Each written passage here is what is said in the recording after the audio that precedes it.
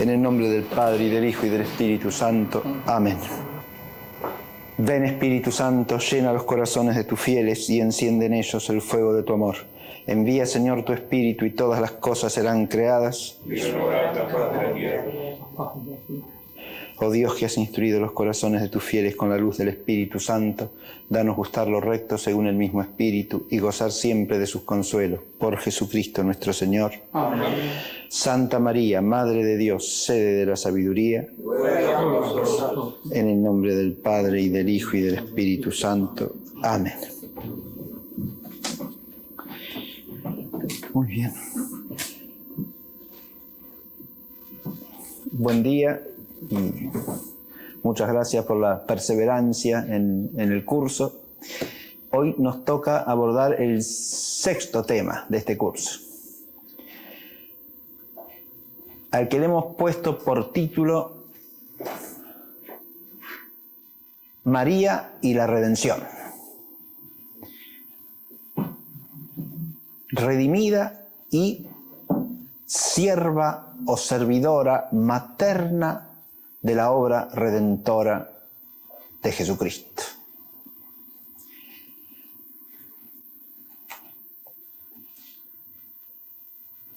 De lo que se trata es, pues, de la relación de María con la obra redentora.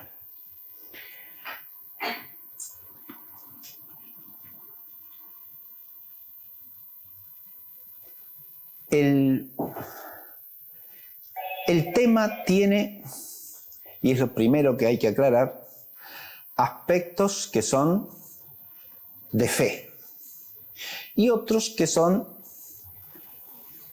temas de especulación teológica, diríamos, ¿no? Y que no entran dentro de lo que es de la fe de la Iglesia. Esas reflexiones teológicas, en la medida en que parten del dato revelado y de lo que es de fe, y que se arraigan en la tradición y en principios teológicos sólidos, permiten ahondar la contemplación de lo que es de fe, ¿no? Del misterio de la fe. La segunda aclaración que hago es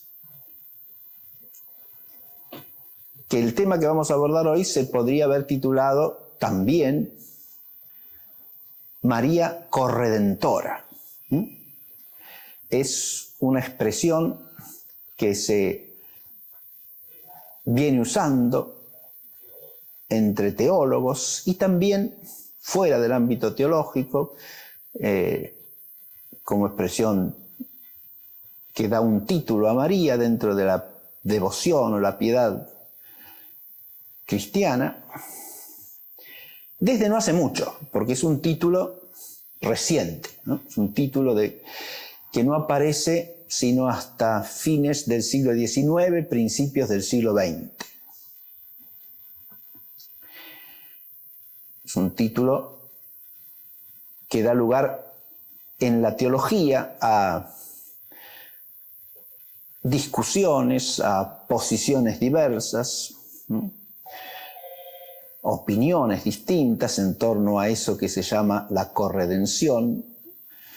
Una buena introducción a la problemática teológica de la corredención la tienen en el libro de Cándido Pozo, el padre Cándido Pozo, que se llama María en la obra de la salvación. Al abordar esta temática, Cándido Pozo hace una exposición de las discusiones teológicas que se suscitan a mediados del siglo XX en relación con este título mariano y cuál sería el contenido objetivo al que el título alude, ¿no? En esa temática, precisamente, a qué significa eso de María corredentora, hay diversas posiciones y tesis distintas desde el punto de vista de la teología. El nombre mismo puede suscitar ciertas perplejidades. Es un nombre que, primero, al no tener un largo arraigo en la tradición, de entrada puede resultar un nombre novedoso, ¿no? Lo es, de hecho. Pero lo que importa es también, lo fundamental es obviamente el contenido objetivo que se le dé al nombre, porque ese contenido puede ser conforme a la fe o no, evidentemente, ¿no?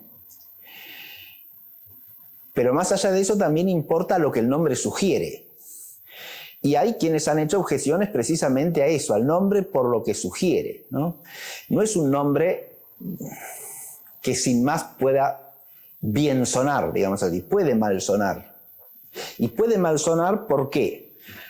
Porque es de fe que hay un único redentor de la humanidad, que es Jesucristo nuestro Señor. Eso es de fe. No hay salvación, no hay redención para los hombres después del pecado de Adán, sino es por la mediación del único mediador entre Dios y los hombres, el hombre Cristo Jesús, ¿no? Si se usa un nombre que pueda ensombrecer esta verdad, hay que usarlo con la cautela debida y con las debidas aclaraciones, ¿no? De hecho, todos los teólogos que hablan de María Corredentora se empeñan en hacer las aclaraciones debidas. Si ustedes van, por ejemplo, a un fervoroso partidario de hablar de la corredención, como es el padre Antonio Rollo Marín, en el libro La Virgen María, ¿no?, se encontrarán, voy a la página 152, con que empieza haciendo una serie de aclaraciones para distinguir esa corredención que se le atribuye a María de la redención obrada por Cristo, ¿no? Y entonces dice, la redención de Cristo fue principal, la de María secundaria. La redención de Cristo suficiente por sí misma, la de María insuficiente por sí misma. La redención de Cristo independiente, la corredención mariana dependiente subordinada. La redención de Cristo fue absolutamente necesaria, la corredención mariana hipotéticamente necesaria. Esta última contraposición tiene sus problemas, no voy a entrar en eso, pero las otras tres son claras. Dicho eso, se ve que obviamente se está hablando de dos cosas distintas, ¿no? De una redención y de una participación en la obra redentora, que es lo que le corresponde a María. Si uno dice participación en la obra redentora, el concepto ya se aclara de entrada, porque participar implica siempre una realidad eminente de la que se participa y de la cual se recibe cierto nombre, ¿sí?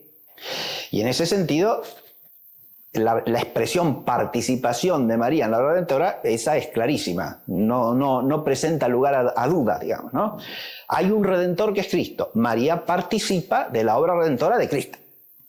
Dicho así, no puede suscitar ningún problema el asunto, ¿no? Si la expresión corredentora se refiere a esa, a la participación que María tiene en la obra redentora de Cristo, empezamos estando en paz, ¿sí? Se entiende bien de qué hablamos. Hay una participación activa de María en la obra redentora, es decir, lo que se llama también entre teólogos la redención objetiva. Se llama redención objetiva a la obra redentora en cuanto tal. En cambio, redención subjetiva a la aplicación de los frutos de la redención a cada ser humano, ¿no? ¿Está claro?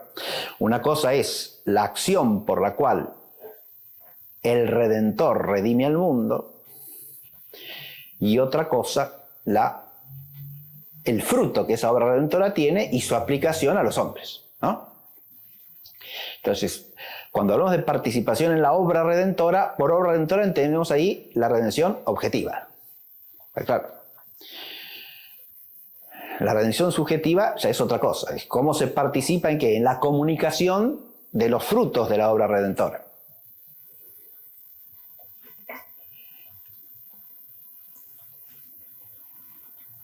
Si decimos participación, entonces empezamos a entender bien qué puede significar eso de corredención, ¿no? Ahora, ¿por qué puede malsonar la palabra? Primero que nada, por una cuestión que tiene el término redención en sí mismo. Advirtamos que el término redentor, tomado teológicamente, tiene una doble dimensión. Si redimir se refiere a la obra salvífica, por la cual Dios redime al hombre de su caída, y esa salvación se llama redención en cuanto implica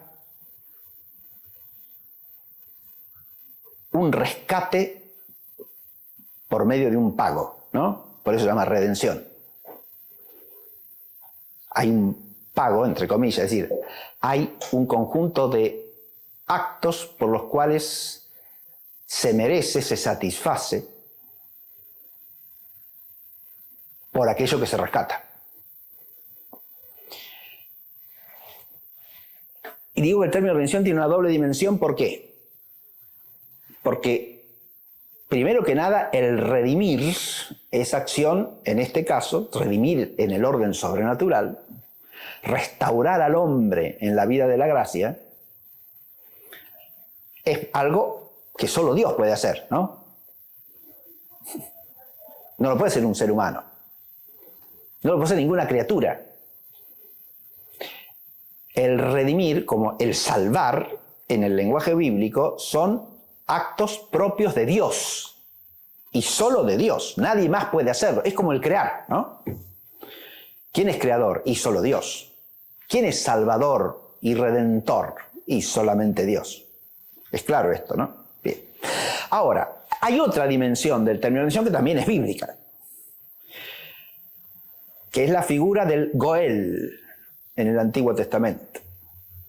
El Goel es un hombre que asume la función de rescatar a otro, ¿no? Y esa figura del Goel, que es un redentor mediador, digamos así, en el caso de la Biblia, si nos vamos a la redención como obra salvífica, se fusiona con la figura del Mesías. Si uno tiene en cuenta el canto del servidor doliente del libro de Isaías, del profeta Isaías, ahí el Mesías aparece como ¿qué? Como Goel, es decir, como redentor del pueblo de Dios y redentor de los hombres, porque Él paga con su sufrimiento por los pecados de muchos, ¿sí? Asume sobre sí la función de rescatar a los que hay que rescatar. Y paga con su propio padecimiento por ellos. Ahí tenemos al redentor mediador. ¿Está claro o no? Redentor como salvador, que obra la salvación en el orden sobrenatural, solamente puede serlo Dios. Es claro eso, ¿no? Ahora, lo que aparece ya en el Antiguo Testamento y se cumple en plenitud en el Nuevo, ¿qué es? Que Dios quiere redimir a los hombres valiéndose de un mediador humano que haga de redentor. ¿Es claro esto o no? Esto se cumple a través del misterio de la encarnación, ¿no? ¿Quién obra esa mediación redentora? La humanidad de Jesucristo. Volvemos a la cita que dice al comienzo, ¿no? Hay un único mediador entre Dios y los hombres, el hombre, Cristo, Jesús.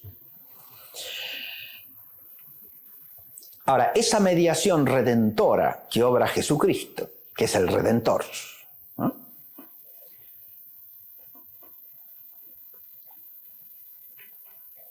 Excluye, según la economía divina, la participación de otras criaturas humanas, que siendo personas humanas puedan participar de ese misterio de redención, o más bien la incluye.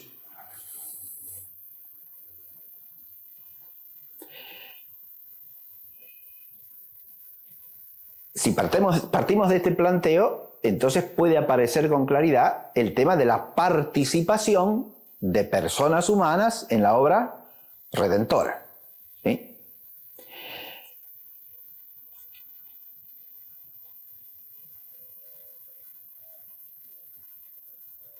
El carácter único que tiene Jesucristo como Redentor, decimos, y esto también toca a la fe, no excluye la participación de personas humanas que participen de algún modo en la obra redentora, en la obra salvífica. ¿De qué modo? Bueno, puede haber distintos modos. Hay por lo menos dos textos de San Pablo que parecen proyectar sobre los cristianos en general cierto modo de participación en la obra redentora de Jesucristo el Señor.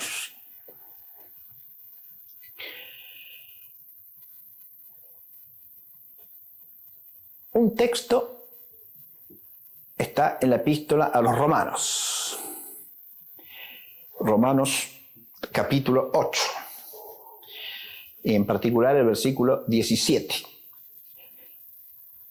Ahí San Pablo está diciendo que no hemos recibido el espíritu de siervos para que vivamos en el temor, sino el espíritu de hijos, por el que clamamos Abba, Padre.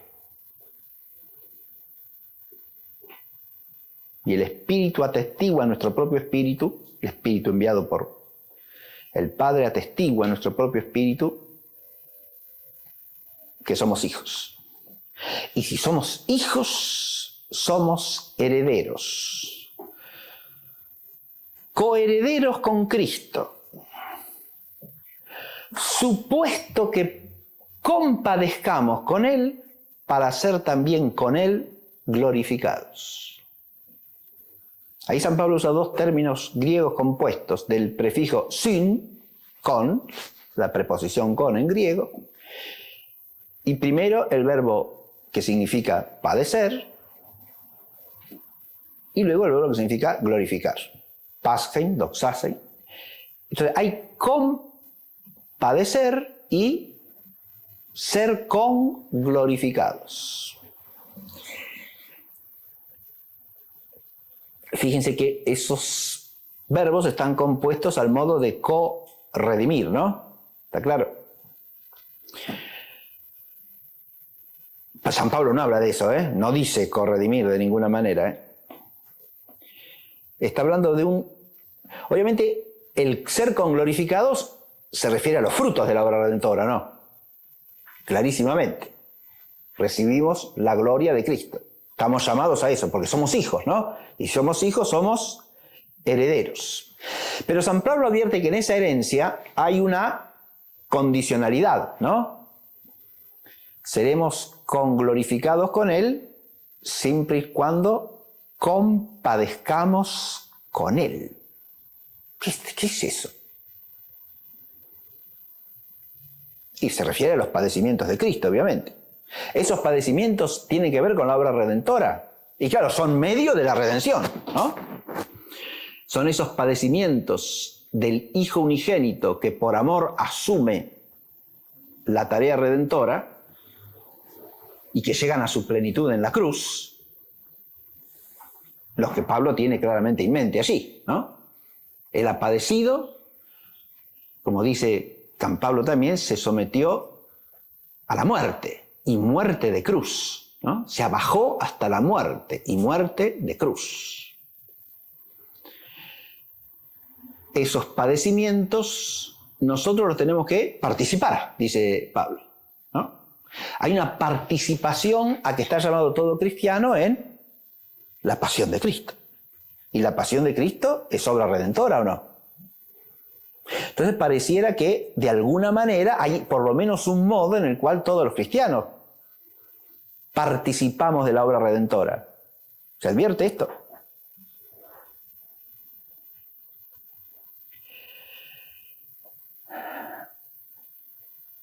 En la epístola a los Colosenses, San Pablo, hablando de sí mismo, dice que con alegría padece en su carne lo que falta de los padecimientos de Cristo para el bien de su cuerpo, que es la Iglesia.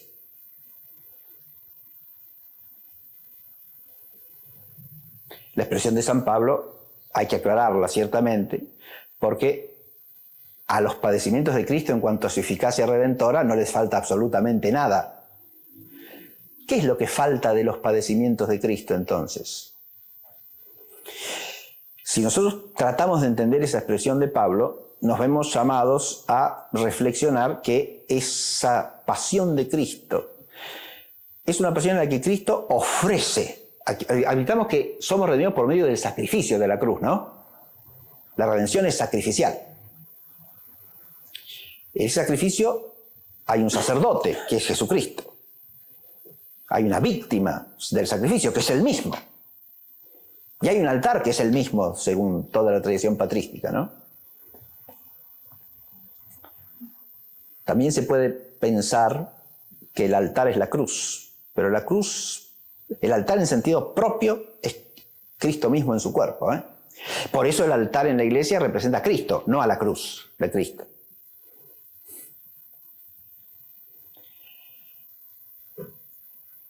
La cruz es el signo de la Pascua, pero el altar en sentido propio es el mismo. Bueno, no vamos a entrar en esto, pero hay un sacrificio redentor. El sacrificio redentor de Cristo es aquel que nos redime. Cristo ofrece ese sacrificio en la plenitud de su amor perfecto, ¿no? Que cumple el designio del Padre, que es un designio de amor. Tanto amó Dios al mundo que le dio a su Hijo único para que el mundo sea salvo por él. Capítulo 3 del Evangelio según San Juan. ¿Sí?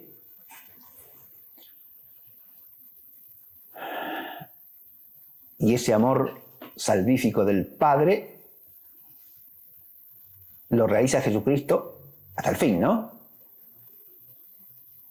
Capítulo 13 del Evangelio de San Juan.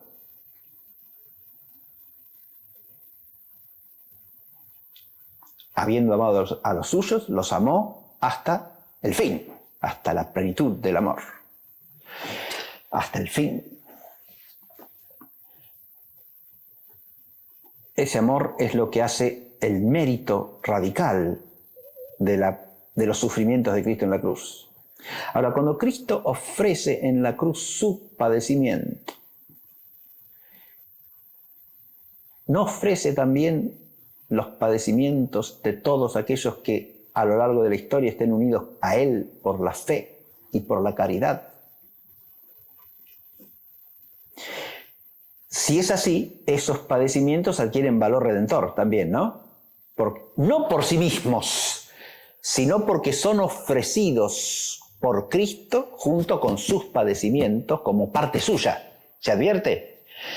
Ahora, si volvemos de ahí a la expresión de San Pablo, esta adquiere un sentido bastante claro, ¿no? Lo que falta a los padecimientos de Cristo es todos esos padecimientos que los cristianos tienen que asumir, según el designio eterno de Dios, como parte de la ofrenda redentora con que Cristo ha redimido al mundo. ¿Se advierte esto? Son sus padecimientos de valor infinito los que redimen, ¿no? Pero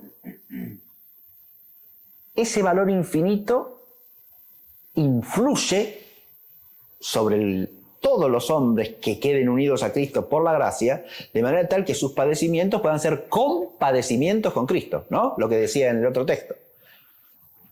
Para que seamos con Él glorificados, supuesto que compadezcamos también con Él. ¿Por qué esos padecimientos tienen como fruto la glorificación? Porque tienen un valor salvífico. ¿De dónde? ¿De sí mismos? No. Sino de su unión a los padecimientos de Cristo. Pero esa unión no la operamos nosotros sin más. Esto es lo que hay que entender teológicamente, sino que está dada porque Cristo los ha unido a sus propios padecimientos.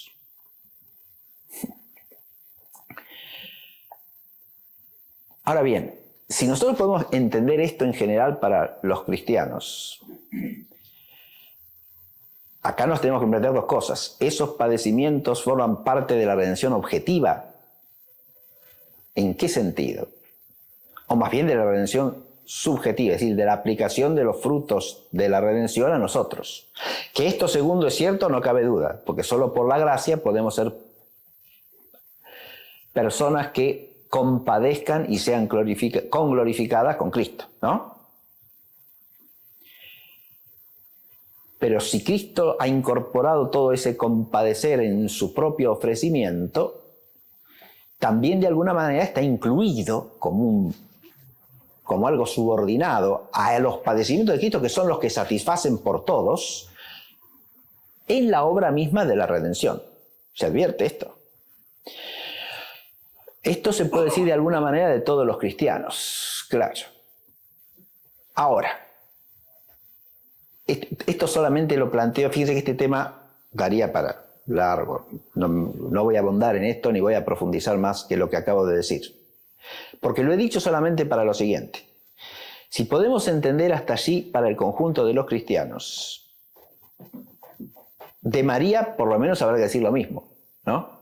Por lo menos. Pero en realidad habrá que decir más. Porque su relación con la obra salvífica es distinta, ¿o no? Claro. Es totalmente singular. Ahora volvemos al misterio de María, ¿sí? La relación que tiene María con la obra salvífica que Cristo realiza no es la que tienen todos los demás cristianos.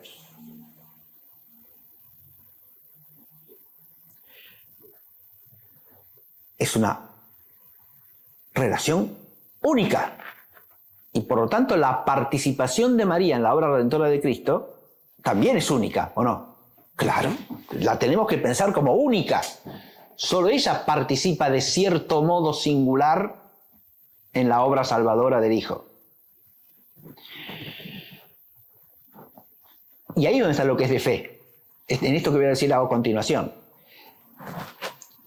María participa de modo singularísimo en la obra redentora de su Hijo, el Verbo encarnado, Jesucristo el Señor. ¿Está claro? Eso es lo que ha entendido siempre la Iglesia. Eso lo han entendido ya los santos padres y lo han expresado de diversos modos. María ha cooperado a la obra redentora de una manera singular, única, como solo ella podía hacer. Y ahora vamos a ver a qué se refiere eso. Pero ha cooperado, ha participado activamente en la obra de la redención de la humanidad de una manera única. Lo que dije del conjunto de los cristianos solamente lo estoy poniendo como una plataforma básica desde la cual elevarnos a lo que es la participación de María en la obra salvífica. ¿Se advierte? No se puede reducir la participación de María en la obra de la salvación a eso que se puede decir de todos los cristianos. Eso es inaceptable. ¿Se advierte? Como sería inaceptable igualar a María con Cristo. Eso también es inaceptable.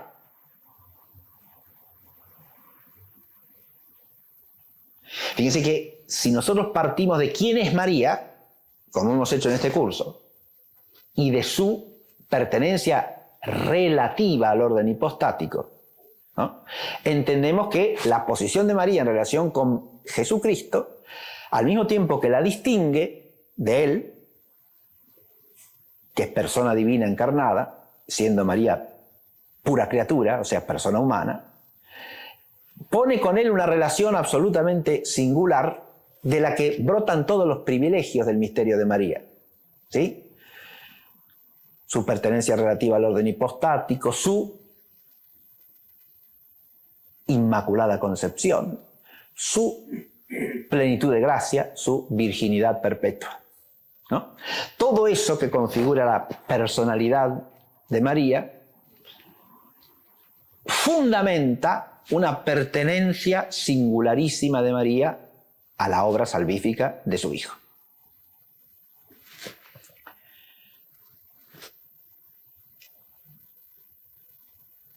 ¿Desde dónde se entiende esta singularidad?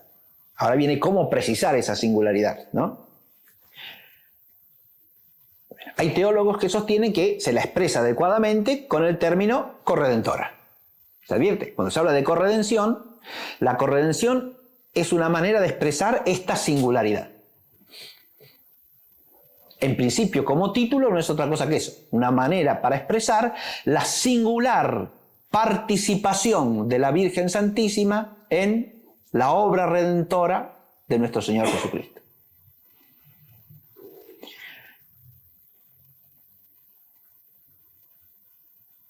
Ahora vuelvo al tema que esbocé hace un rato. A ese título se le pueden achacar dificultades, se le pueden poner dificultades, achacar defectos, mejor dicho, ¿no? Y poner ciertas dificultades. Primera dificultad, cuando en castellano decimos parecemos significar en general una especie de paridad, ¿no? Esa connotación es lo que puede malsonar, ¿verdad? Si decimos el co como prefijo puede sugerir una coordinación, ¿no? Esto y esto otro. ¿Está claro? Si nosotros pensásemos como coordinación, estaríamos pensando mal, ¿no? Y un problema del término corredentora es que puede sugerir eso. Que María y Cristo son corredentores. Ah, no, eso no se debe decir. Cualquier buen teólogo le dirá eso. No es que son corredentores. No. Corredentores en plural no se debe usar jamás. Está mal. Es contrario a la fe, se puede decir inclusive. Es erróneo. No son dos corredentores. No. Hay un único redentor que es Jesucristo. Y María es una corredentora en el sentido de subredentora, podríamos decir. Porque si, como dice Rollo Marín, es una redención subordinada y dependiente, se puede decir sub también, en lugar de con, ¿no? Claro, el sub y el con habría que fusionarlos para entender bien. ¿Se advierte? Es una co-subredentora, ¿no? Pero eso es horrible, obviamente, es una defesio verbal, no se puede usar esa palabra. Otra dificultad que se le puede achacar al término, ¿cuál es? Otro defecto. Otra dificultad que se puede plantear. Ya lo dijimos, no es un término que aparezca ampliamente en la tradición ni teológica ni devocional de la Iglesia. ¿Está claro lo que digo? Usted en vano lo buscará en la tradición patrística, en los teólogos clásicos de la escolástica, no existe tal término, ¿eh? ¿Está claro? Okay. No lo usan jamás. Nunca. Bueno, lo que importa es el contenido. Sí, pero acá el contenido es una cosa. Estamos hablando de si el término es adecuado para expresar el contenido o no. ¿Se advierte? Lo que importa es el contenido, claro que sí. Al concepto que nos remite, lo he dicho desde el comienzo, ¿no? El problema es si el nombre es adecuado al concepto o no. El nombre tiene que ser adecuado, porque si el nombre nos despista, es un nombre inadecuado. El nombre nos tiene que llevar a la cosa. Sobre todo si es un nombre forjado teológicamente, si es un nombre propuesto, ¿verdad? No un nombre que recibimos de una larga tradición y que hay que entender bien, sino un nombre que se propone para significar algo. En este caso, ese misterio de la participación singularísima de María en la obra redentora de nuestro Señor Jesucristo.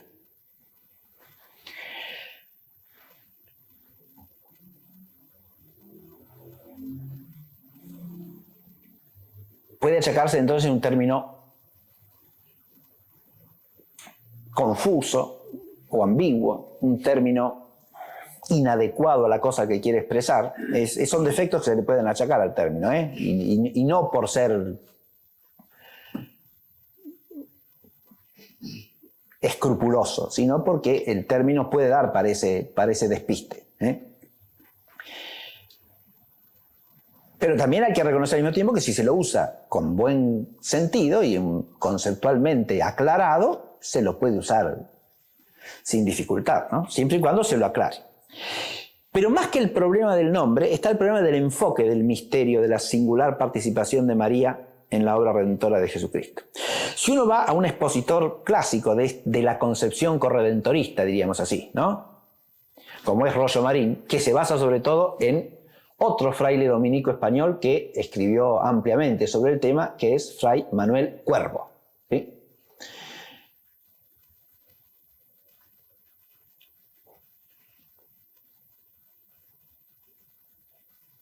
Si uno va allí, tiene una exposición hecha al modo escolástico, muy precisa en cuanto a los términos que emplea en la exposición del misterio de María Corredentora, ¿no? Pero en la exposición del misterio hay dos cosas que hay que advertir. Primera, que en las tesis particulares que él enuncia va mucho más allá de lo que es el dato de fe.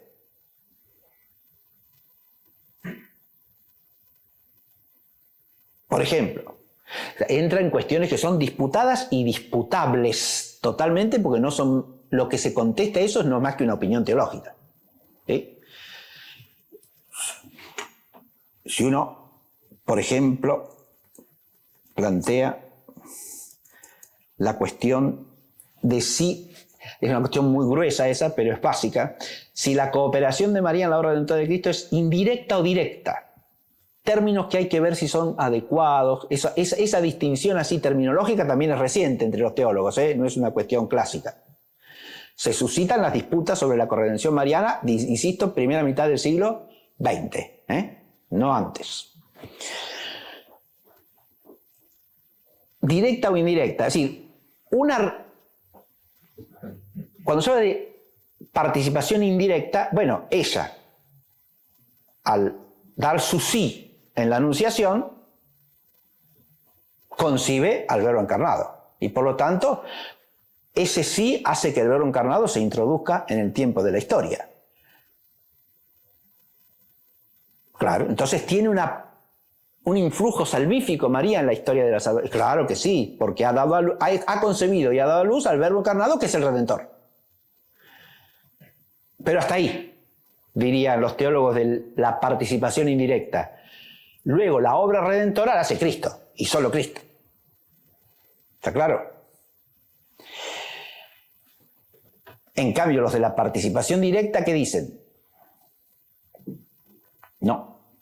Es cierto que María indirectamente coopera a la obra salvífica, pero no solo indirectamente, también lo hace directamente con sus propios actos, con sus propias acciones, de modo que esas acciones, algunas de ellas, o todas ellas en su conjunto, hay que ver ahí también, partiendo de ese sí, como un sí que no es de un momento, sino que es un sí que abarca toda su vida, ¿se entiende? Es el sí por el cual se convierte en la sierva del Señor. He aquí la esclava del Señor, hágase en mí o cúmplase en mí, o para mí, que es lo que dice el texto griego, según has dicho. ¿Está claro?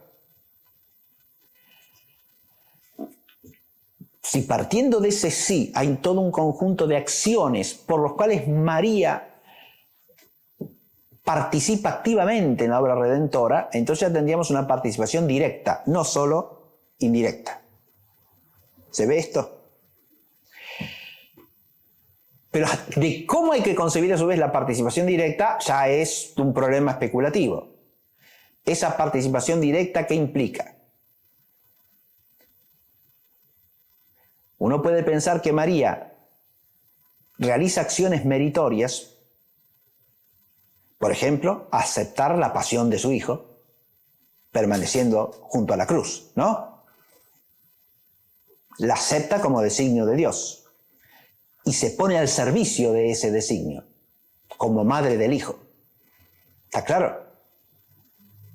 Ese consentimiento de María a la pasión del hijo tiene un valor meritorio extraordinario, ¿no? Ahora, ese valor meritorio hay que incluirlo en la obra redentora, es decir, también por esos méritos merece a los demás hombres la redención. Eso es lo que sostiene la tesis de la corredención mariana, por ejemplo, como la propone Rollo Marín.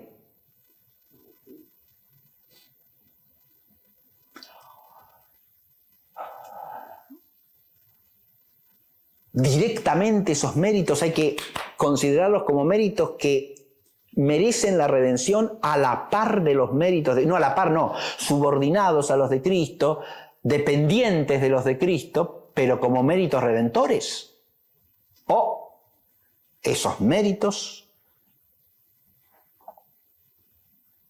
son méritos por los cuales se le aplica a María la obra redentora de Cristo.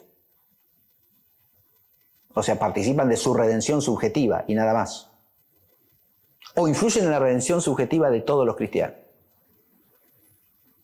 Como méritos objetivamente redentores. ¿Se advierte el problema o no?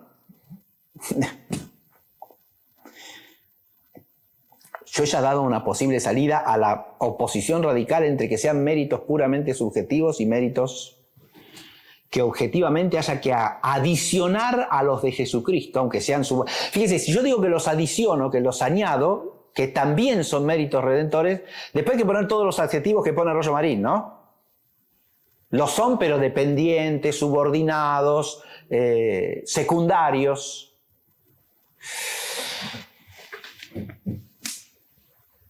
Pero también podemos pensar otra cosa, ¿sí? Esos méritos no adquieren valor redentor en cuanto que el mismo Cristo también los ofrece en la cruz. ¿Está claro lo que digo o no? Es el Hijo. La madre acepta el designio del Padre sobre el Hijo, ¿sí? Desde su participación en la gracia que viene ¿de quién? Del Hijo. Porque esto es lo otro que no hay que olvidar nunca cuando se habla de María corredentora. Y este es la otra dificultad que tiene el título, ¿eh? María es redimida. ¿Está claro lo que digo? María es persona humana y por lo tanto entra en la economía de la salvación a través de la redención con la cual es redimida ella también, ¿eh? ¿La obra redentora de Cristo la redime a María o no? Ciertamente que sí. Se le aplica de una manera extraordinaria también. Eso lo vimos al hablar lo expuso el Padre Gabriel al hablar de la Inmaculada Concepción, ¿no? La redención con que Cristo la redime se le aplica a ella de manera distinta. Preventivamente, no sanativamente, pero es redimida. Y en esa redención ella no puede tener ni arte ni parte activamente, ¿eh? ¿Está claro lo que digo? Esa gracia que recibe, que la hace inmaculada y plena de gracia desde el principio de su existencia personal, ¿es fruto de qué obra redentora? De la de Cristo.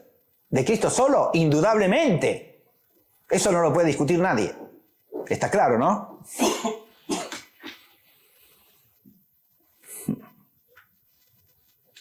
Esta objeción, que es fundamental, porque si cuando dice corredentora y bueno, porque ella también nos merece la redención, momentito, claro, pero ¿y a sí misma también se la merece? No, claro que no, ahí no.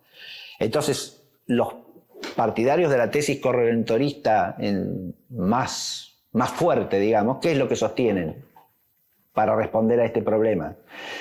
Que hay que hacer una distinción de signo en el designio eterno de Dios. En el primer signo de la redención, Cristo solo redime a María sola.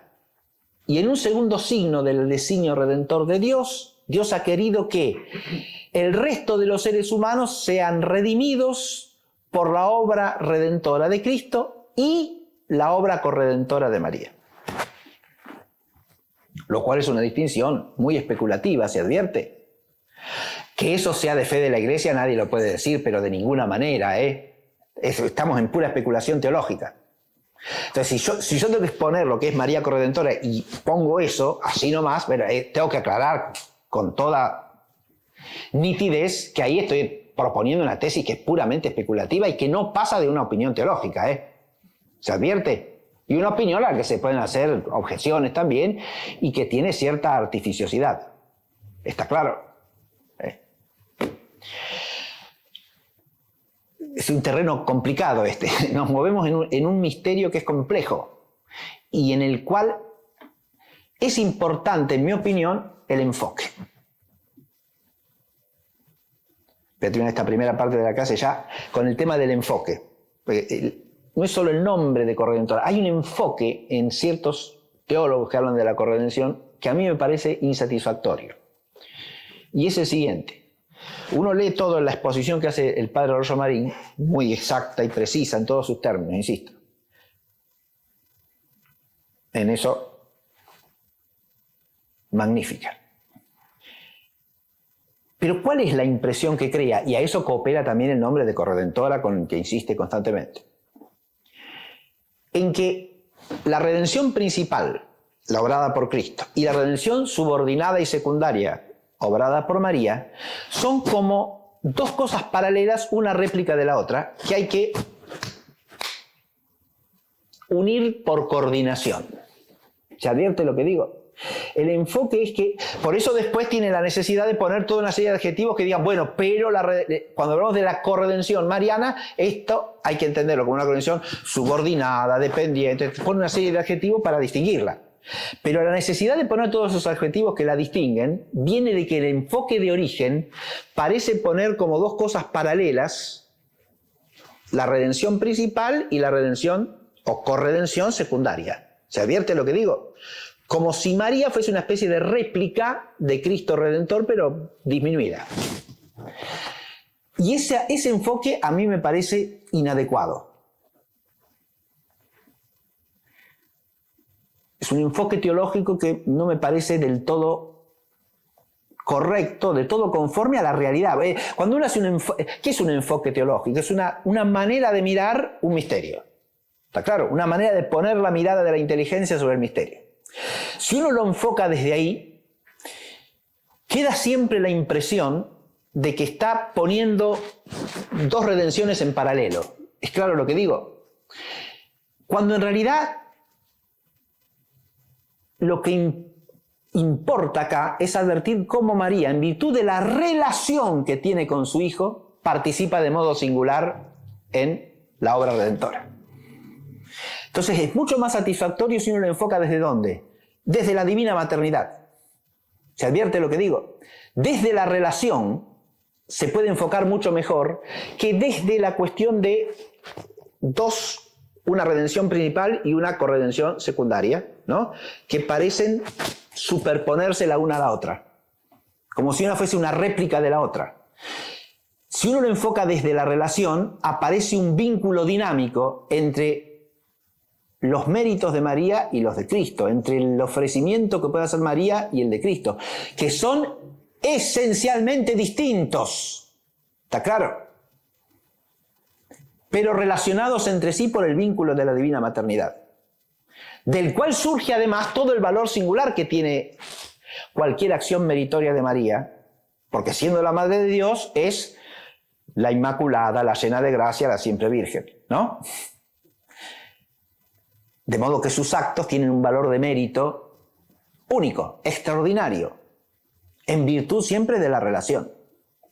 Pero esa relación con el Hijo, ¿cómo se puede entender como relación en la obra redentora? Hay una maternidad, un aspecto redentivo en la maternidad o no. Esto es lo que habría que llegar a advertir. ¿Se entiende? Un aspecto corredentivo de la maternidad de María, o un aspecto redentivo en la maternidad de María, su participación propia en la obra salvífica. Y si uno lo mira desde ahí, empiezan a aparecer una serie de temas que son los que en los textos de los padres que se pueden citar en apoyo del tema son los temas fundamentales. Cuando se habla de la participación de María en la obra redentora, ¿de qué se habla? Primero, de su participación activa en la encarnación del Verbo. Misterio de la Anunciación. O para decirlo desde la actividad de María, el misterio del fiat de María. El misterio del sí de María a la obra de la redención que va implícita ¿en qué? En la encarnación del Verbo. Y en el nombre mismo, ¿no? De Jesús. Dios salva. Al dar su sí al misterio de la encarnación, tenemos la primera cooperación fundamental de María en la obra de la redención.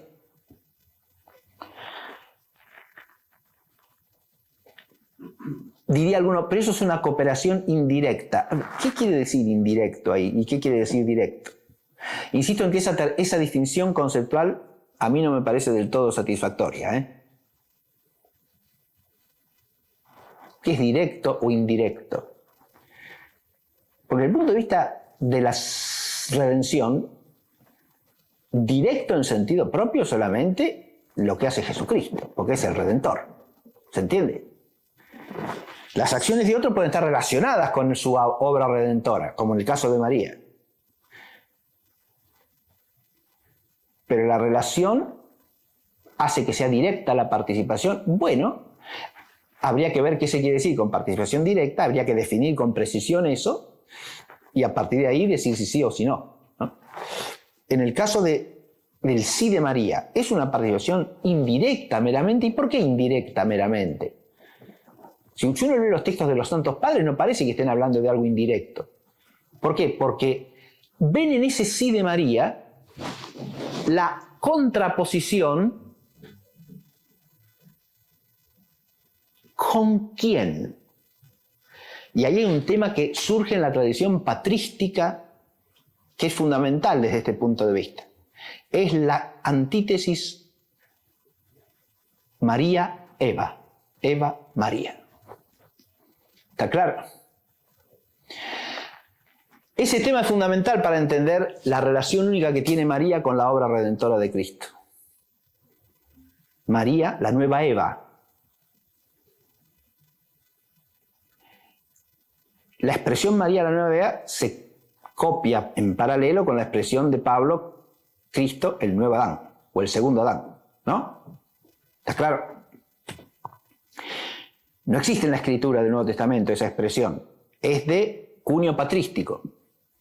Pero el paralelismo entre María y Eva en la historia de la salvación y en el misterio de la redención del hombre aparece en los padres de la Iglesia ya en el siglo II.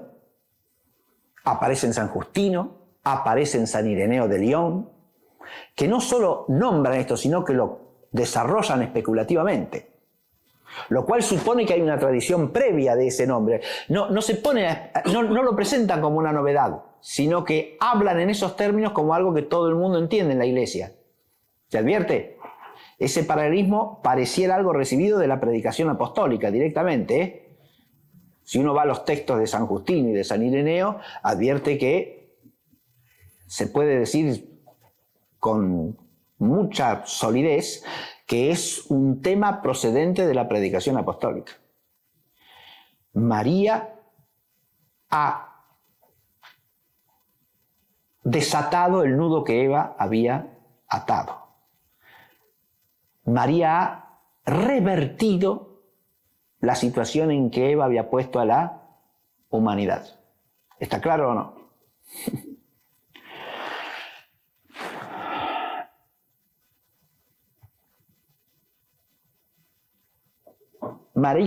¿Eva recibe palabra de una criatura angélica o no? Claro, sí. De Satán, ¿no?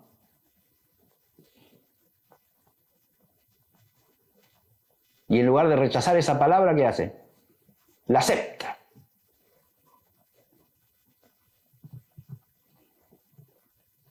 Y al aceptarla, inicia el misterio de la iniquidad, que es el misterio de la infidelidad, ¿no?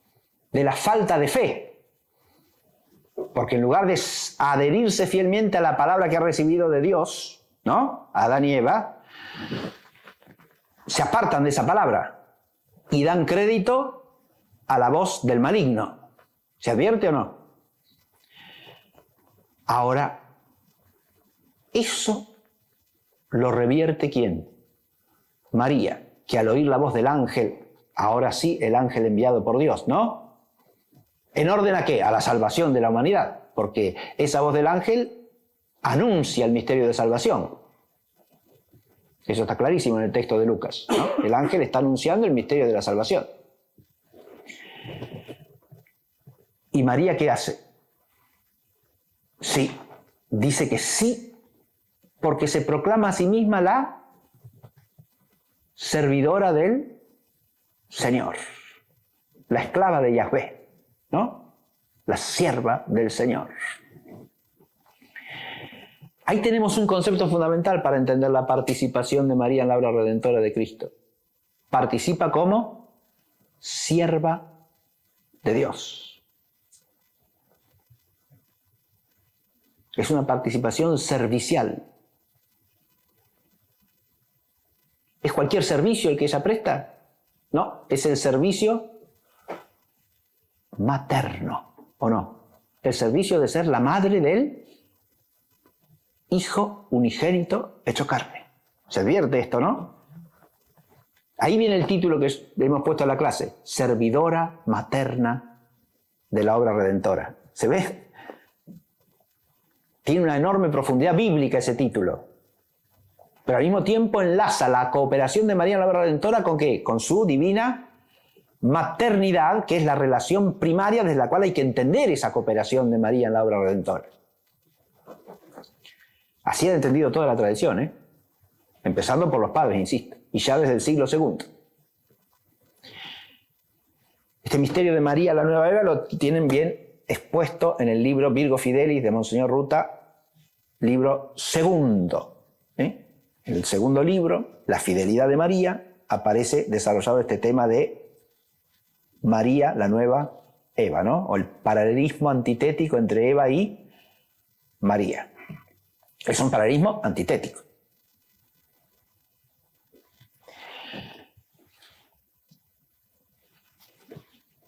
Este tema de patrístico tiene claros fundamentos bíblicos, porque si uno va a los evangelios que mencionan y que exponen este misterio del ingreso del Verbo encarnado en la historia, que son dos solamente, ¿no? El de Mateo y el de Lucas, y más ampliamente el de Lucas, que tiene la perspectiva mariana sobre eso, ¿no? Especialmente mariana. Pero ya en Mateo hay un dato fundamental. Si uno lee la genealogía del Señor en Mateo, y acá viene otro tema que se cruza con el de el paralelismo entre Eva y María. La genealogía del Señor en Mateo está hecha como genealogía de San José, ¿no? Partiendo de Abraham, ¿verdad? El que parta de Abraham la genealogía, recordamos, ¿no? Son 3 segmentos de 14 generaciones, el esquema genealógico que propone Mateo. Partiendo de Abraham. ¿Por qué parte de Abraham? Y porque es el padre del pueblo de Israel, el padre del pueblo que vive de la fe, exactamente. Es el padre del pueblo que vive de la fe. Esto tiene que ver precisamente con el tema central del enfoque del libro del padre Ruta, ¿no? Virgo Fidelis, la fidelidad de María. La genealogía es la genealogía israelítica, podríamos decir, ¿no? Y al mismo tiempo davídica, ¿o no? Claro. Es lo que enfatiza el Evangelio de Mateo, ¿no? Que desciende del linaje de David. Y por lo tanto es el Mesías, el Salvador, el Redentor. ¿Está claro o no? Pero atención. La pertenencia a este linaje se realiza de una manera extraordinaria, ¿o no? Hay que leer el texto de Mateo una y otra vez. Porque el texto como empieza, Abraham engendró, esta es la generación de nuestro Señor Jesucristo, la génesis de nuestro Señor Jesucristo, ¿no? Abraham engendró a Isaac, Isaac engendró a Jacob, y así va siguiendo, uno por uno, y fulanito engendró a menganito, hasta que llega al final, y Jacob engendró a José.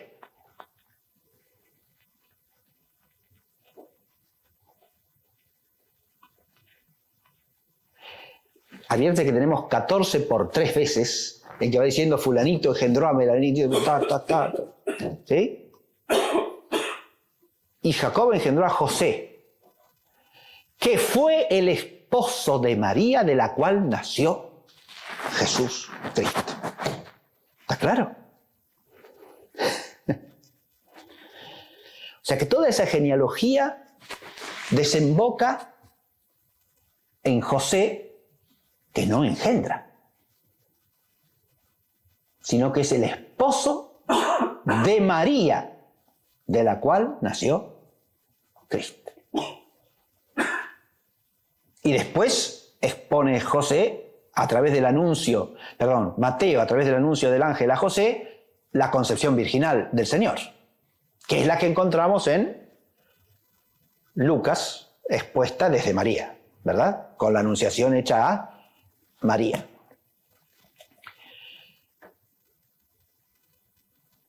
Pero ahí aparece el papel extraordinario de María, porque la generación de Jesús es a partir de ella y solo de ella, ¿no? Este es el tema de la concepción de nuestro Señor.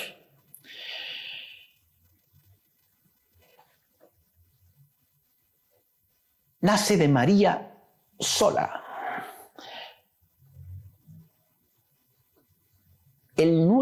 Los padres de la Iglesia hacen este paralelismo bien, una tipología patrística.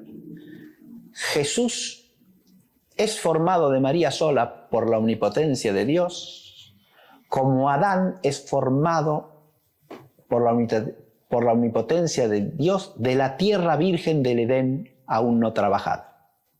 ¿Sí? Ese paralelismo que hacen los padres de la Iglesia, esa tipología, ¿no? Ve en el Edén un tipo de ¿quién? De María. ¿Se ve? La tierra edénica es el tipo de María en ese paralelismo. Es un tipo imperfecto, por supuesto, pero es un tipo para significar cómo el segundo Adán, el Adán definitivo, que es Cristo,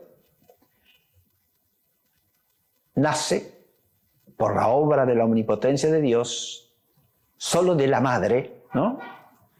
Del modo en que el primer Adán había sido tomado de la tierra virgen, no trabajada aún por la mano del hombre.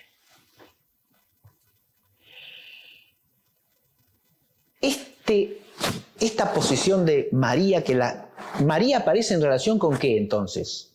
En esta profundización que hacen los padres de la Iglesia y que tiene su arraigo en la Escritura, estoy diciendo, ¿no? Aparece correlacionada con el principio de la creación, ¿verdad? En el texto de Mateo eso no es tan claro, porque en Mateo aparece correlacionada con la historia del pueblo de Israel, ¿sí? El pueblo de la fe y el pueblo mesiánico.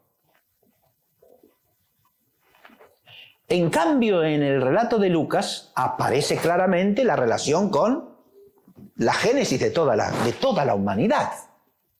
Más aún, con la creación en general.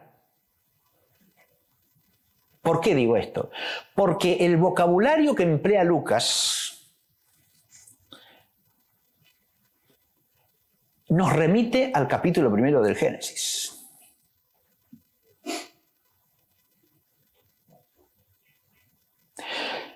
Si ustedes van al texto griego de Lucas, cuando dice el Espíritu la cubrió con su sombra, ¿no? El Espíritu Santo la cubrirá con su sombra. Te cubrirá con su sombra, le dice el ángel a María, ¿verdad? El Espíritu. El verbo griego que usa ahí es exactamente, que deriva de la palabra que en griego se puede traducir por sombra. Si ustedes van al capítulo 1 del Génesis, ¿no? Capítulo 1 del libro del Génesis, ustedes leen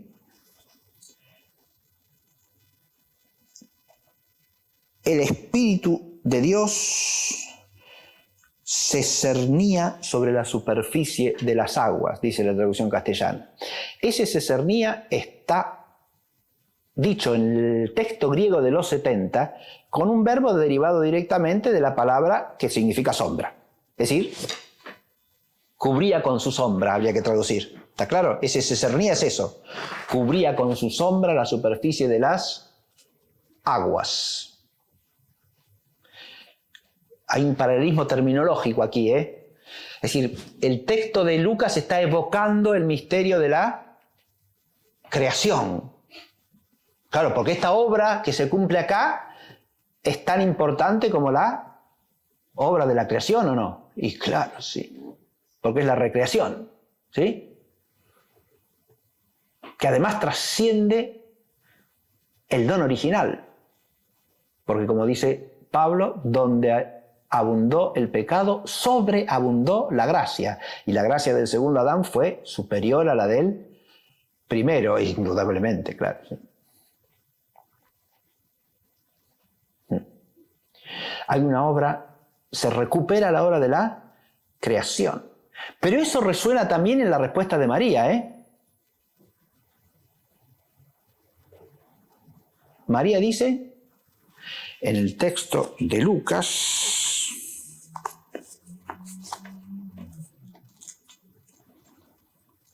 nosotros solemos traducir, hágase en mí según tu palabra, ¿no? Según lo que has dicho. Hágase en mí según lo que has dicho.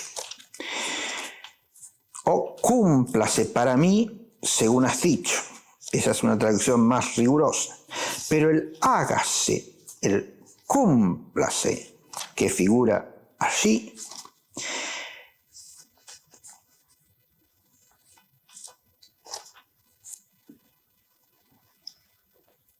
está dicho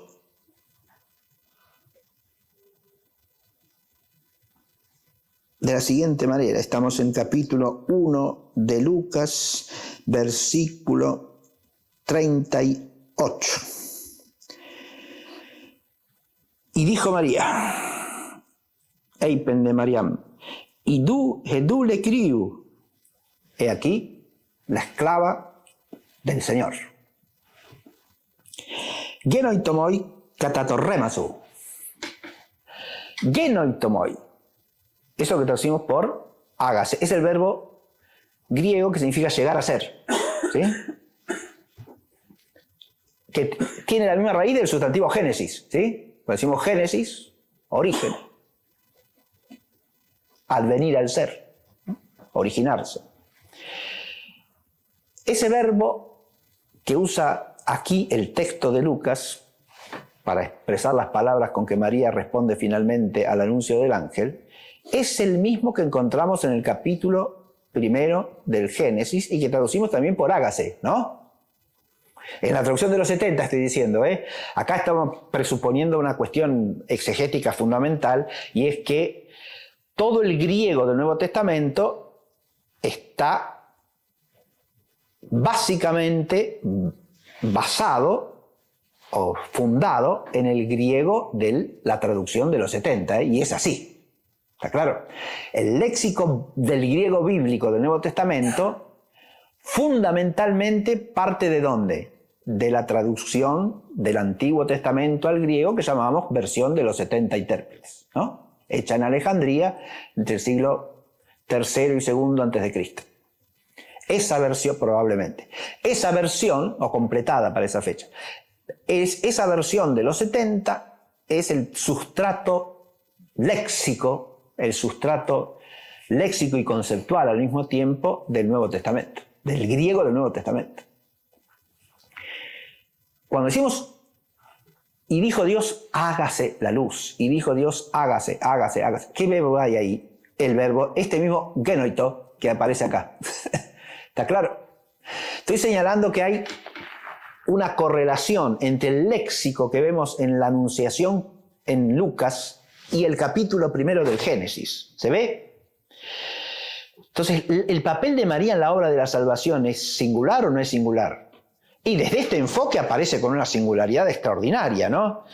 Si en María la historia de la salvación retoma el origen, ¿se ve? En esa reaparece el origen, ¿no? ¿El origen de qué? De todas las cosas. El origen de la creación misma es retomado, es recapitulado a partir de María. Entonces, ¿cómo van a tener una posición única, singularísima, en la obra redentora de su Hijo Jesucristo, el Señor?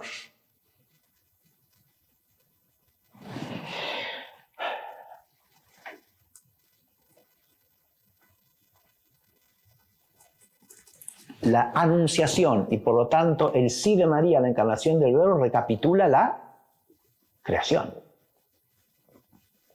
Y en el enfoque de Mateo, la generación de Jesucristo a partir de María sola culmina y cumple ¿qué cosa? La historia entera del pueblo de Dios que vive de la fe y existe para que de él nazca el Mesías Redentor del mundo. ¿Está claro? Porque la existencia del pueblo de la Antigua Alianza tiene un fin. ¿Cuál es ese fin? Que de ese pueblo nazca Jesucristo el Señor.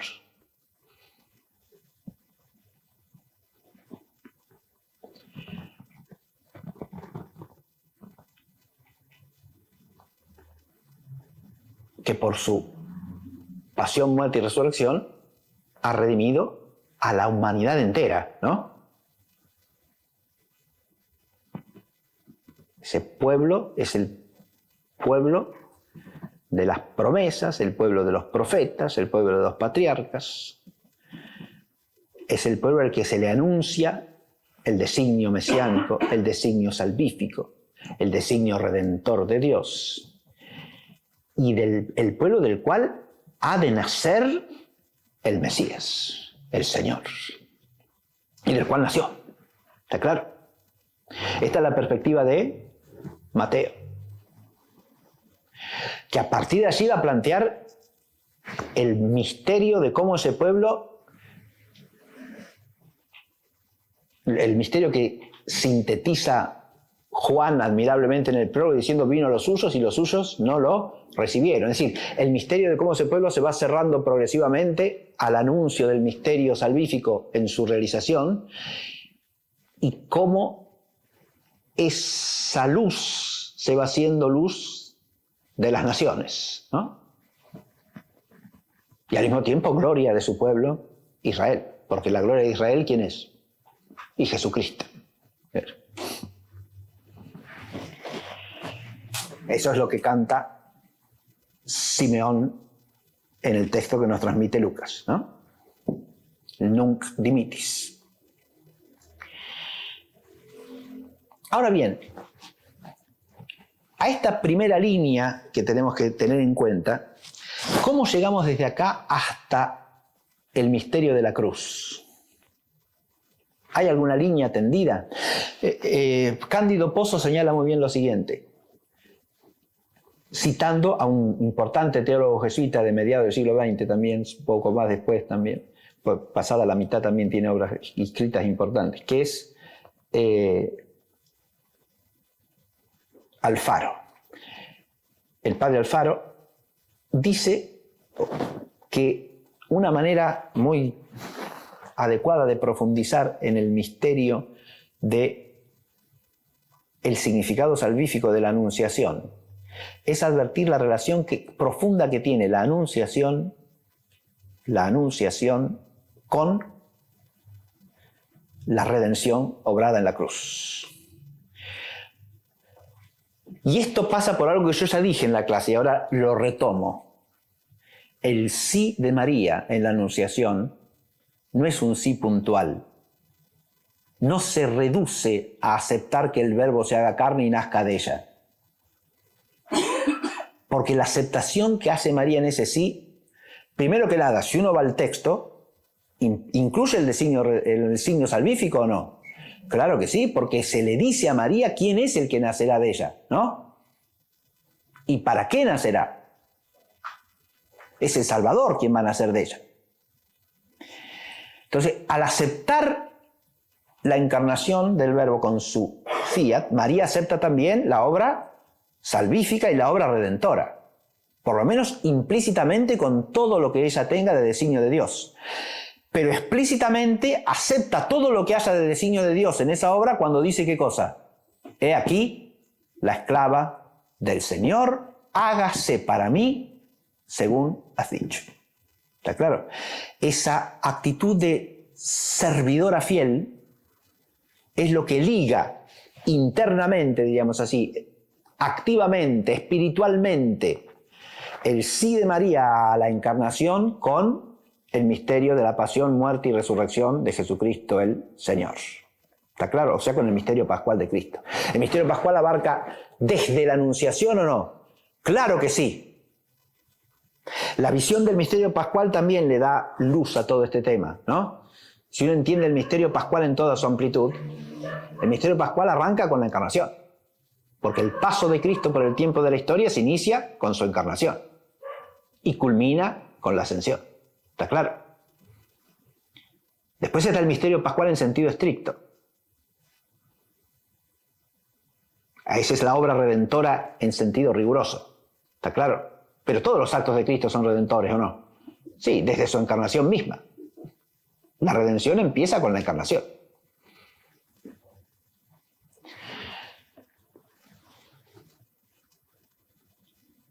Esto nos sirve de preámbulo a otro aspecto fundamental que los estudios exegéticos bíblicos del siglo XX han profundizado permitiendo arrojar luz desde allí a la teología de la cooperación o la participación de María en la obra redentora. Y me refiero, en primer lugar, al tema de lo que podríamos llamar la teología joanea de la mujer.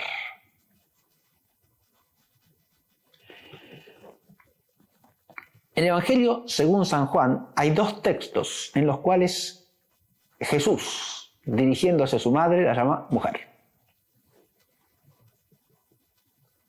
Es el vocativo que usa, ¿no? Uno es el relato del primer signo que hizo el Señor en las bodas de Caná. Y el otro es el texto de las palabras que dirige el Señor a su madre cuando ella está de pie junto a la cruz.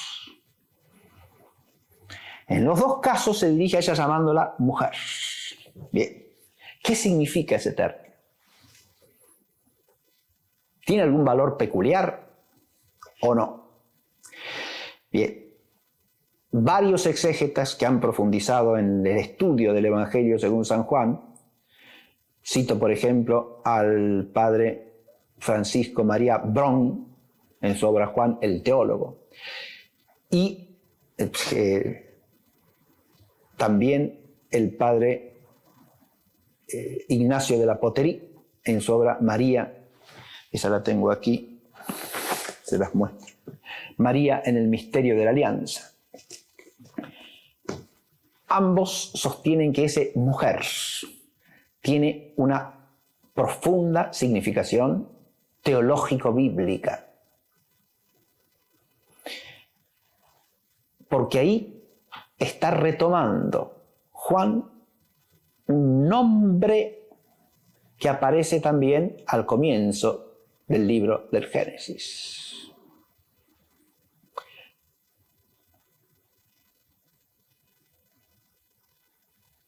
Cuando Dios le habla, ¿a quién? A la mujer, dice el texto del Génesis. Y habló Dios a la mujer diciendo: pondré enemistad entre... Perdón, eso se lo dice a la serpiente, no, estoy diciendo mal. Habló Dios a la mujer diciendo, y le dice a la mujer las penalidades que le acontecerán. Pero antes habló a la serpiente y le dijo, ¿qué cosa? Pondré enemistad entre ti y la mujer, entre tu linaje y su linaje. Tú observarás o acecharás su talón, su calcañar, y él te aplastará la cabeza. ¿Sí?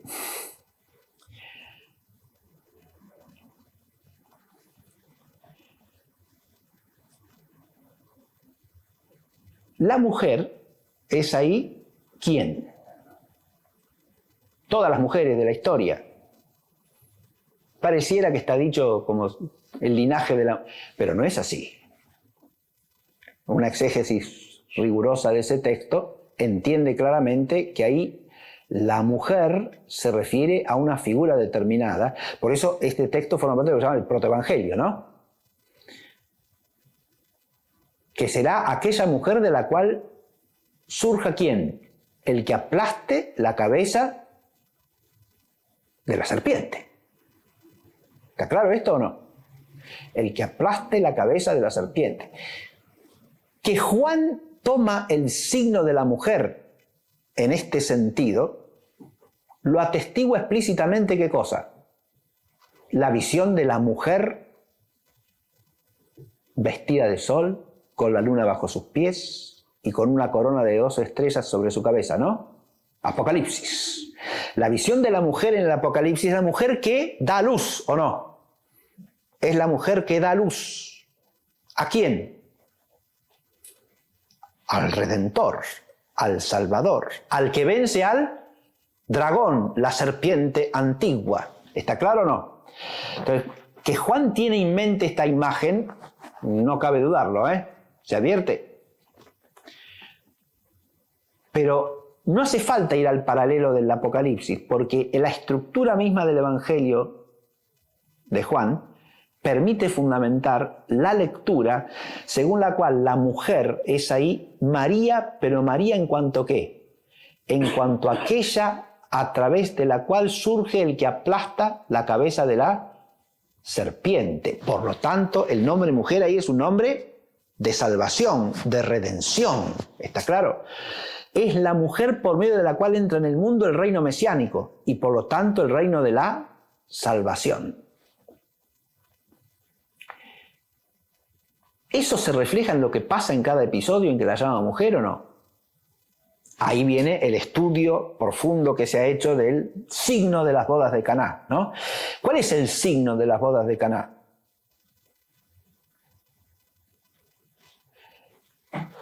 Claro que el Señor transforma el agua en vino y ya está. No. El signo de las bodas de Caná tiene una extraordinaria profundidad. Hay que ubicar el signo ese en relación con todos los signos que aparecen en el Evangelio de Juan, la serie de los signos, que va desde las bodas de Caná, primer signo, hasta el último que relata Juan con ese nombre, que es la resurrección de Lázaro, ¿sí? Todos los signos, si uno los estudia, son signos que anticipan el misterio pascual de Cristo. Son signos pascuales, todos. Y tienen un significado al mismo tiempo teológico y simbólico. Es decir, manifiestan la divinidad de Jesucristo, ciertamente que sí, pero manifiestan también su mesianidad salvífica, es decir, tienen un carácter soteriológico todos los signos, y son anticipo de la Pascua Redentora de Cristo y de su muerte y resurrección en la cruz. ¿Cuál es el signo acá? El vino. ¿El vino cómo? Abundantísimo. Dicen los comentaristas que las 6 sidrias que llena equivaldrían aproximadamente a 600 litros. ¿Está claro?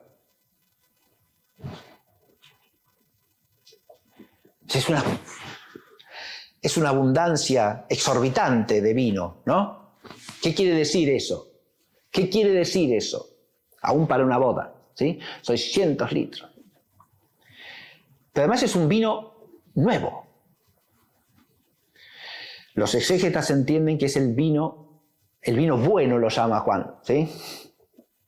El vino bueno, le dice el jefe del triclinio, ¿no?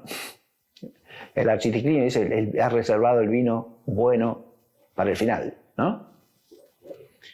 Kalos es la palabra que se traduce ahí por bueno. Que lo usa Juan también cuando habla del buen pastor, ¿no? Jopoimenjo kalos. Es un término que en Juan tiene un significado preciso, no vamos a entrar aquí, pero el vino bueno del que Juan habla no es un buen vino, como diríamos nosotros. No. El vino bueno es el vino perfecto, es el vino definitivo, es el vino mesiánico, es el vino del reino de Dios que viene. ¿Está claro? Ese es el primer signo. Y es el primero, ¿por qué? Porque a partir de ahí, dice Juan, los discípulos creyeron en él. Es el signo que inaugura la fe de la iglesia. ¿Para qué ese signo acontezca? ¿Interviene María o no?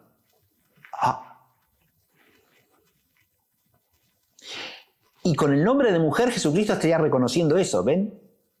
A veces se lo malentiende como si estuviese hablando en manera que pone una frialdad, una lejanía, y en realidad lo que está haciendo Jesús es proclamar allí que a través de ella y por su intervención se inicia el misterio de la fe de la iglesia en Jesucristo. ¿Está claro? Y por lo tanto el misterio de la nueva y eterna alianza tiene un principio allí.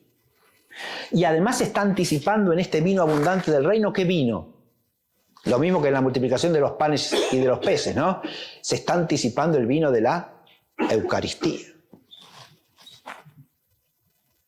Del banquete pascual del Señor, que es salvífico o no, es redentor, tiene que ver con el sacrificio redentor y es el principio del sacrificio o no.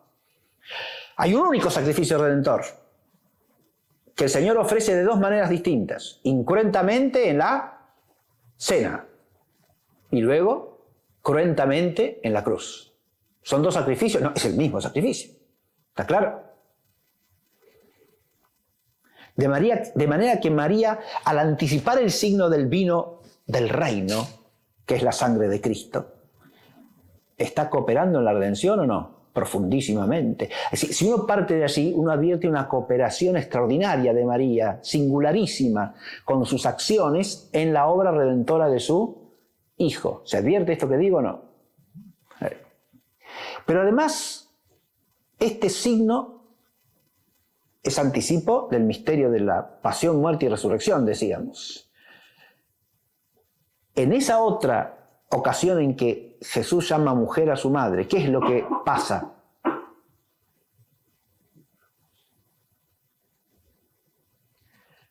Lo que dice Jesús es muy escueto.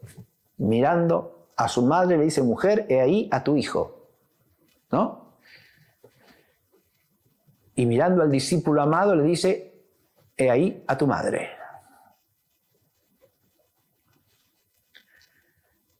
Y desde aquel momento el discípulo la recibió en su casa, se traduce a veces, otros traducen como suya, que es quizá más adecuado. Pero yo voy a leer sobre esto un texto también muy antiguo de la Iglesia. Es un texto de Orígenes, que dice así: es necesario afirmar que entre todas las escrituras los evangelios son las primicias, y entre los evangelios pertenece el primer lugar al que escribió Juan. Pero nadie puede captar su sentido a no ser que se haya reclinado sobre el pecho de Jesús y haya asimismo aceptado de Jesús a María como madre suya. Y a fin de ser otro Juan, es preciso lo mismo que Juan se convierta en alguien que puede ser designado por Jesús, cual si fuera el mismo Jesús. Porque, según aquellos que tienen una opinión sana de ella, María no tiene otro hijo que Jesús. Ahí está hablando de la perpetua virginidad, ¿no? Implícitamente, con claridad. Por consiguiente, cuando Jesús dice a su madre, he ahí a tu hijo, y no, he aquí que este hombre es también tu hijo, es como si le dijese, he ahí a Jesús al que tú has dado a luz. En efecto, quien quiera haya llegado a la perfección, no vive más él, sino que Cristo vive en él. Gálatas 2:20. Y puesto que Cristo vive en él, se le dice de él a María, he ahí a tu hijo Cristo. Este comentario de Orígenes es impresionante, porque fíjese, hace una distinción que aparece, a primera vista parece sutil, pero distingue dos significaciones posibles del he ahí a tu hijo, ¿no? Y Orígenes descarta una. ¿Cuál es la que descarta?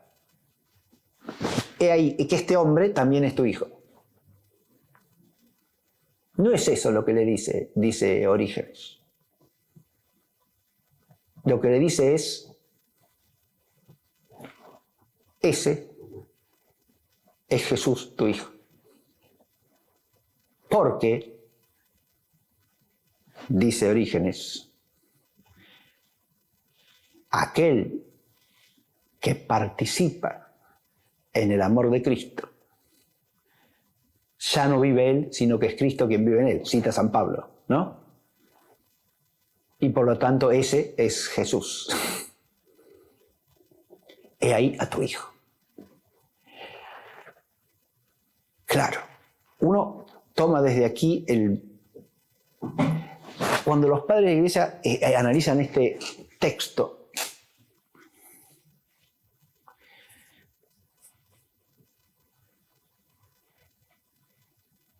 tienden a entender precisamente el misterio de la maternidad de María sobre quiénes y sobre los cristianos.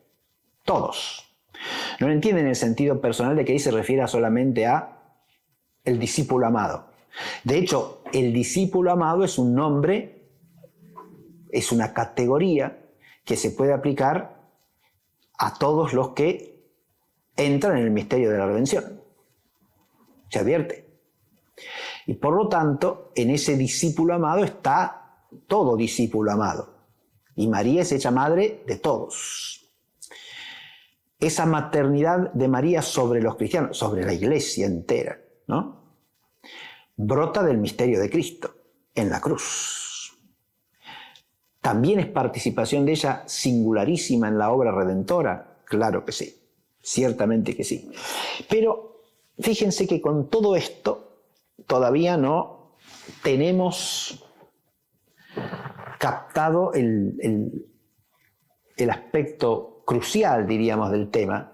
Todas estas profundizaciones bíblicas nos permiten ubicar el misterio de María en relación con la salvación, con la creación entera, con la obra pascual de Cristo, con su sacrificio en la cruz. Ahora, ¿participa María del sacrificio de la cruz o no? Y es lo que dice también el Evangelio de Juan, ¿no? Junto a la cruz estaba su madre y otras mujeres que nombra, ¿verdad? Y la hermana de su madre, María la de Cleofás y María Magdalena, ¿no? Ya hemos dicho que se puede ahí entender que son 3 o que son 4 mujeres. Bien. Pero María, que está al pie de la cruz, que está junto a la cruz, este texto de Juan completa y de alguna manera corrige una impresión que surge de los sinópticos. Los sinópticos dicen que hay un grupo de mujeres y de discípulos también que contemplan la crucifixión desde lejos. ¿Está claro? Si uno lee los sinópticos, es eso. Pero Juan acá nos está presentando un pequeño grupo que se acerca, porque está junto a la cruz, ¿no? Y por lo menos de ese grupo hay alguien o hay 2 personas que están suficientemente cerca como para oír lo que les dice. ¿Se ve?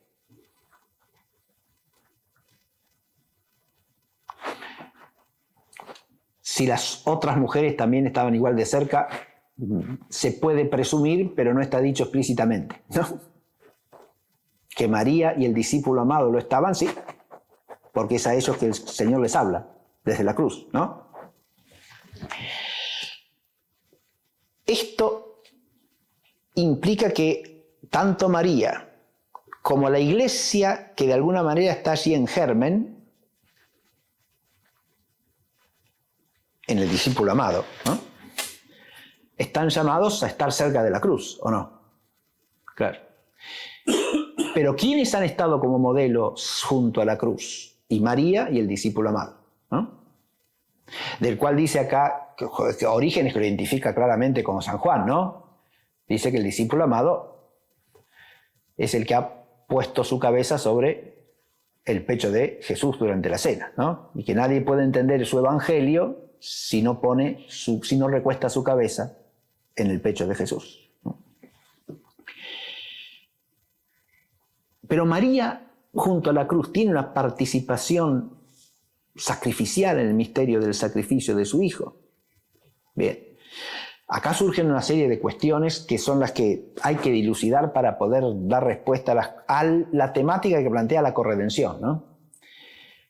Por ejemplo, uno puede decir, y parece que lo exige el misterio de la fe, que, ya me pasé, discúlpenme, que María acepta el sacrificio redentor de Cristo. Es evidente eso, ¿no? Y lo acepta en la fe y lo acepta con la actitud de sierva del Señor. ¿Está claro esto? Esa aceptación del sacrificio del Hijo tiene participación en la obra redentora del Hijo. Y de nuevo, parece que se impone una respuesta afirmativa, ¿no? Si uno lee algunos textos de los Santos Padres, parece claro que están pensando en eso. Es decir, que están pensando en que María, al asentir, al cooperar con su consentimiento interior profundo, pleno de fe, de esperanza y de caridad, ¿sí?, de amor, primero por Dios y por ese Hijo suyo que es Dios, y segundo por todos sus prójimos, ¿no? En Dios y para Dios. Esa participación activa de María en fe, esperanza y caridad, en el sacrificio del Hijo, tiene valor redentivo. ¿Se entiende lo que quiere decir esto? Ahora, ¿cómo hay que entender ese valor redentivo? Ya ahí es cuestión de precisión teológica. Porque Jesús asume eso y lo ofrece a su vez, podríamos decir. Que eso se puede afirmar, no cabe la menor duda, ¿eh? ¿Está claro lo que digo? Que Jesucristo asuma ese padecimiento. Si nosotros decimos que María compadece la pasión de Cristo, y es cierto, ¿no? Clarísimamente, y como solo ella lo puede hacer, porque es la madre. ¿Está claro? Ahí está de nuevo el vínculo maternal, que es único. Cristo, a su vez, ¿sufre por su madre o no? Si no solo como por todos los hombres, por los cuales sufre para darles la vida eterna, ¿no? Para que tengan vida y vida en abundancia, sino que especialmente compadece los padecimientos de su madre. ¿Está claro? Los que él ocasiona con su crucifixión y muerte, ¿verdad? Y los ofrece también al Padre. Y clarísimamente. Ahora, que en ese ofrecimiento estos méritos de María adquieran un valor redentor, y también parece que es así, ¿o no? Igual que los de los otros que eventualmente padecerán a lo largo de la historia por Cristo, o que han padecido previamente por Él, igual no. Ahí está la diferencia, ¿no? No igual. Porque esos padecimientos de María no son iguales a los de los demás. Ahora, si quiere uno dar un paso más, María por sí misma ofrece al Padre eso, y esa ofrenda tiene valor redentor. Eso desemboca inclusive en el problema de, bueno, pero María no es sacerdote, ¿no? Entonces, en la ofrenda sacerdotal no la puede hacer María. ¿Está claro? Ahí los que piensan en una corredención en la cual María oficia a su vez un sacrificio que es de alguna manera paralelo al de Cristo, se ven en un problema enorme, ¿está claro? Y tienen que afirmar que la maternidad de María en ese caso suple el sacerdocio y es como un sacerdocio sui generis, ¿sí? Pero de nuevo, eso es hablar un lenguaje que es bastante complicado, ¿eh? Y difícil de aceptar también, tiene sus problemas eso. No es fácil de sostener eso, ojo, ¿eh? Ni se puede decir que eso sea mucho, eso no es dogmático en absoluto, ¿eh? Todo eso es especulativo. Esto quiero dejar en claro en esta clase. Uno puede plantear muchas cuestiones sobre este tema de cómo María coopera singularísimamente en la redención obrada por Jesucristo. Muchas cuestiones especulativas. Hay un núcleo doctrinal de fe, que es que María participa, insisto en esto, singularísimamente en la obra redentora de su Hijo Jesucristo. ¿Está claro esto? Eso es lo que es de fe y lo que no se puede negar. Y que esa participación es superior y distinta a la de todos los cristianos, también. Esto es claro, ¿verdad? Cuando uno quiere precisar más esto, ya entra en cuestiones que son especulativas, que podrán tener algunos aspectos próximos a la fe, otros quizá teológicamente ciertos, y otros que son pura opinión teológica. Se advierte cuáles sean cada uno de esos aspectos, hay que verlo uno por uno y no podemos hacerlo en esta clase, ¿no? Pero yo quería plantear este tema así en conjunto para advertir que en el tema de María corredentora, de María redimida y servidora fiel y materna, o fiel servidora materna de la redención obrada por su Hijo Jesucristo, en ese tema hay un núcleo doctrinal que podemos decir que es de fe, ¿no? Y una serie de cuestiones que se pueden plantear y que es bueno plantear para profundizar en este misterio, pero respecto de las cuales hay materia opinable. Con que quede eso claro, me conformo. Desdichadamente este tema en algunos ambientes se ha convertido en una especie de bandera facciosa, ¿no? Entonces, o usted está con la corredención o está contra, y eso distingue entre redimidos y réprobos. No, espere un poquitito, ¿sí? ¿Está claro lo que digo o no? Uno no puede convertir una especulación teológica en un dogma de fe porque sí, o porque una determinada escuela de pensamiento teológico la sostiene, ¿no? Cuando uno habla de... En esta materia se puede sostener una visión o la otra, desde el punto de vista de la corredención, siempre y cuando se mantenga dentro de los límites adecuados, dentro del misterio de la fe. ¿Está claro? Salvaguarde que María es redimida. ¿Se entiende? Y salvaguarde que... miren que eso es tan importante que hace que Santo Tomás de Aquino, por ejemplo, tenga prevención frente al misterio de la Inmaculada Concepción porque no ve cómo se coordina con que María sea redimida, ¿no? Recordamos esto, lo dijo el padre Gabriel en su clase. Ese es un dato de fe que hay que salvaguardar rigurosamente, ¿no? María es redimida. Y si participa en el misterio de redención que obra Cristo, es como redimida. No como redentora sin más, eso nunca. Si hay algo que al término corredentor hay que pensarle, si se lo quiere salvar como término aceptable teológicamente y devocionalmente, es que se la piense como redimida, ¿eh? ¿Está claro? Primera cosa. Después que coopere en virtud de la gracia que recibe por la redención que ha hecho Cristo en ella. Que tenga méritos que se integran de alguna manera con los méritos redentores de su Hijo, eso sí, ¿se ve? Una vez que uno salvaguarda que es redimida, se puede entender lo otro. Bien. Muchas gracias por la paciencia. Será hasta la próxima clase si Dios quiere.